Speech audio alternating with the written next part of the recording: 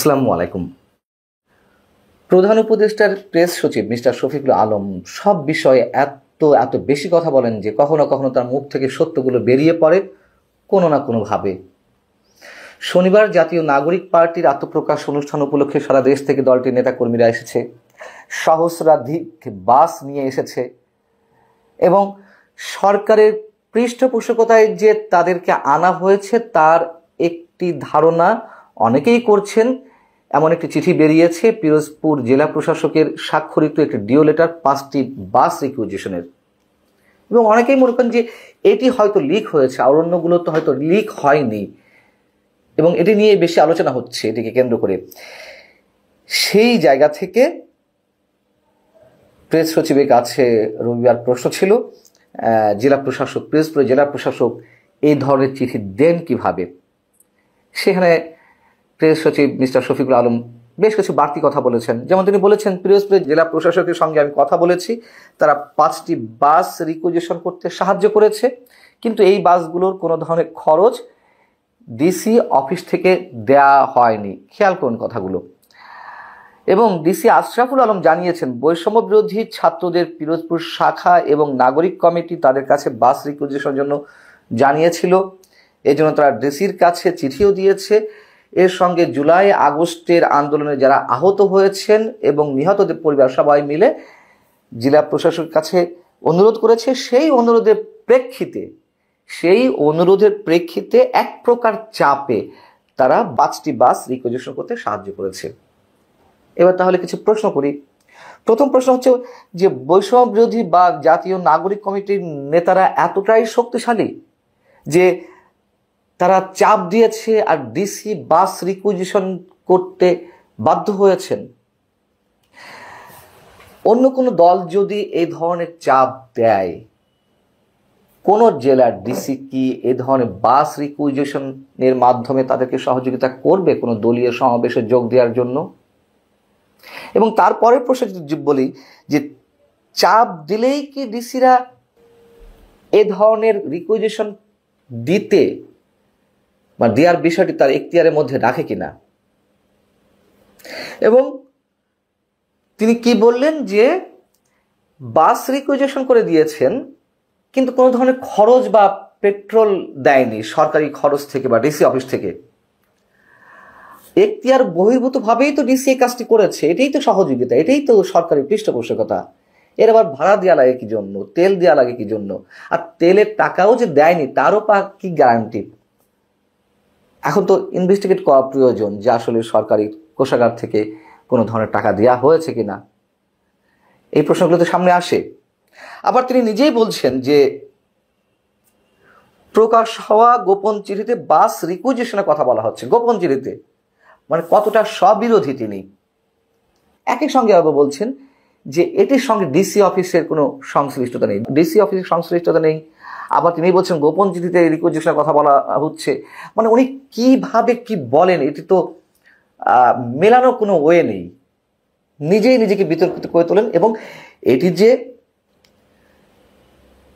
পৃষ্ঠপোষকতা করা হয়েছে, সরকারি পৃষ্ঠপোষকতা, তার তো কোনো ধরনের রাগঢাক করার সুযোগ পাচ্ছেন না। তিনি এবার বলছেন, দ্বার্থহীন কণ্ঠে বলতে চাই যে অন্তর্বর্তী সরকারের এখানে কোনো ভূমিকা নেই। ভূমিকা তো অবশ্যই আছে। ডিসি অফিস কি সরকারের বাইরে? এবং এটি তো সবাই এখন মনে করে যে এটি ডক্টর মোহাম্মদ ইউনূসের দল, ডক্টর মোহাম্মদ ইউনূসের কিংস পার্টি, এবং সেই কিংস পার্টির অন্যতম একজন সহায়ক শক্তি হচ্ছেন প্রেস সচিব। এটি অনেকেই মনে করেন। নইলে নাহিদ ইসলাম যে গত কয়েকদিন আগে পদত্যাগ করলেন, এই দলের আহ্বায়ক পদে যাওয়ার জন্য উপদেষ্টা পদ থেকে পদত্যাগ করলেন। আচ্ছা, পদত্যাগ করার পরেও আমরা তাকে সাংবাদিক সম্মেলন করতে দেখেছি। সেই সাংবাদিক সম্মেলনে কাদের পাশে বসে করেছেন? এই প্রেস সচিব মিস্টার শফিকুল আলম বা উপপ্রেস সচিব আরো যারা ছিলেন তাদের দুজনকে সাথে নিয়েই তো তিনি, নাহিদ ইসলাম, প্রেস কনফারেন্সটি করলেন। তিনি বললেন যে কি জন্য তিনি পদত্যাগ করেছেন না করেন, তিনি করলে তো এই কথাগুলো তো একা বলবেন। এবং কোন প্রোটোকলে পদত্যাগ করার পরে একজন অব্যাহতি দেওয়া বা অব্যাহতি পাওয়া উপদেষ্টার সাথে প্রধান উপদেষ্টা প্রেস সচিব বসতে পারেন, এর কি ব্যাখ্যা দিবেন? ব্যাখ্যা তো তারা নানান টালবাহানায় বিভিন্ন ধরনের উত্তর দিতেই থাকেন, কিন্তু এই যে প্রশ্নগুলো বেরিয়ে আসছে, অন্তর্বর্তী সরকার সব দলের জন্য লেভেল প্লেইং ফিল্ড নিশ্চিত করছে। শফিকুল আলম একই সঙ্গে এই কথাটিও বলেছেন, এগুলো তো লেভেল প্লেইং ফিল্ডের মধ্যে পড়ে না কোনোভাবে। আরেকটি কথা এর সঙ্গে উল্লেখ করতে হয় যে এত এত টাকা খরচ হলো একটা পার্টির আত্মপ্রকাশে, যেটি ছাত্রদের পার্টি বলা হচ্ছে, খরচটি কোত্থেকে এলো? এবং সেই প্রশ্নের জায়গা থেকে একটি বেসরকারি টেলিভিশনের টক শোতে জাতীয় নাগরিক পার্টির অন্যতম নেতা সারওয়ার তুষার তিনি কি ব্যাখ্যা দিয়েছেন? তিনি বলেছেন যে তাদের 187 জন জাতীয় নাগরিক কমিটির সদস্য ছিল। জাতীয় নাগরিক কমিটি থেকে তো জাতীয় নাগরিক পার্টি, যাই হোক, সেই কমিটি 187 জন সদস্য ছিল। তাদের নিয়ম হচ্ছে প্রতি মাসে 1000 টাকা করে দেওয়া, সেই টাকা থেকে নাকি খরচগুলো উঠানো হয়েছে। আচ্ছা, 1000 টাকা করে দিলে প্রতি মাসে কত টাকা আসে? 1,87,000 টাকা। তিনি বলেছেন যে কেউ কেউ 5-10 হাজার টাকাও দেয়, আমি ধরে নিলাম আরো 1 লাখ টাকা হয়, 2,87,000 টাকা। এটি দিয়ে নাকি তাদের সব ধরনের খরচ চলে। তারা রাজধানী বাংলা মোটরে যেই অফিসটি নিয়েছে, সেই অফিসের ভাড়া কত? ন্যূনতম 50,000 থেকে 1 লাখ টাকা। তো 4-5 মাস আগে বা 5-6 মাস আগে যদি জাতীয় নাগরিক কমিটি গঠিত হয়ে থাকে, প্রতি মাসে কয় টাকা এসেছে আর তাদের অফিস খরচ কয় টাকা গিয়েছে, এর মধ্যে তো তারা নানান ধরনের কর্মসূচি পালন করেছে, সেই টাকাগুলো কোথায় গেছে? সবচেয়ে বড় কথা, ধরে নিলাম যে 1 টাকাও খরচ হয়নি তর্কের খাতিরে, টাকা তো আর কোত্থেকে আসে, এগুলো আমরা আসলে এইভাবে মন্তব্য করা নিশ্চয়ই ঠিক হবে না যে এক্স্যাক্টলি হিসাবে এখনই দিই কোনো তথ্য প্রমাণ ছাড়া। সেগুলো তো খুঁজলে অবশ্যই অনেকের কাছে আছে। যাই হোক, এখন বিষয় হচ্ছে যে আমি যদি ধরে নিই 1,87,000, আরও 5-10 হাজার টাকা করে কেউ কেউ বেশি দেয়, গড়ে 2,87,000, 3 লাখ টাকা, তো 5 মাসে 15 লাখ টাকা। যেই অনুষ্ঠানটি হয়েছে আত্মপ্রকাশের রাজধানীতে মানিক মিয়া এভিনিউতে, কারো কি মনে হয় যে 15 লাখ টাকা খরচ হয়েছে? কি ধরনের সুন্দর হিসাব দিল, আর তা মেনে নিতে হবে। আচ্ছা, তারপর আবার তিনি বলেছেন যদি কারো সন্দেহ হয় না, দুদককে বলা যেতে পারে যে এই পার্টির টাকা কোত্থেকে আসছে, কিভাবে খরচ হচ্ছে। দুদকের ঘাড়ে কয়টা মাথা আছে এখন?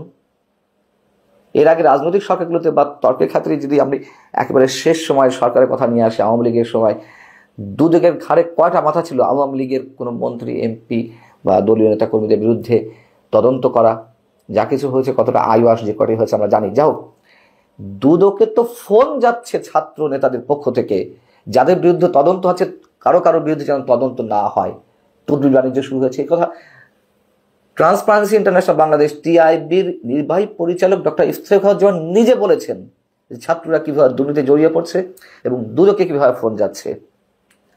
মধ্য কথা, এটা তো ডক্টর মোহাম্মদ ইউনূসের কিংস পার্টি, এটা অনেকেরই বদ্ধমূল ধারণা। আরও তো অনেক হিসেব আছে যে কেন কিংস পার্টি, কীভাবে কিংস পার্টি হিসেবে আমরা এটি গণ্য করতে পারি। সব কিছু তার একসাথে বলা যেতে পারে না, অনেক সময়ের বিষয়। এর আগেও বলা হয়েছে, অনেকেই জানেন এর যুক্তিতর্কগুলো। যাই হোক, মিস্টার শফিকুল আলম প্রেস সচিব যে কথাগুলো বলছেন, তাতে তো তিনি নিজেও প্রমাণ করেছেন তিনি নিজেই এই পার্টির একজন